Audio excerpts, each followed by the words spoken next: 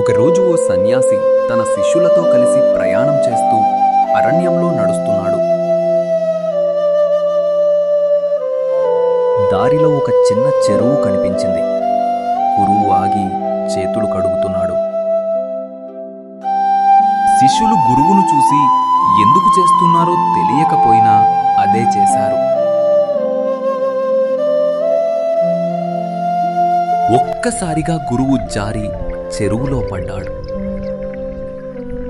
వారు కూడా ఆలోచించకుండానే గురువును అనుసరించి చెరువులో దూకేశారు. గురువుగారు, మేము కూడా వచ్చేశాం. ఏమిటి బుద్ధి లేని వార్లారా, నేను జారిపడ్డాను, మీరు ఎందుకు దూకారు? గుడ్డిగా అనుసరించడం కాదు బాబోయ్, అర్థం చేసుకుని చెయ్యాలి. గుర్తుంచుకోండి శిష్యులారా, గుడ్డిగా అనుసరించడం మంచిది కాదు. ఆలోచించి చేసే పని ఎప్పుడూ విజయాన్నే ఇస్తుంది.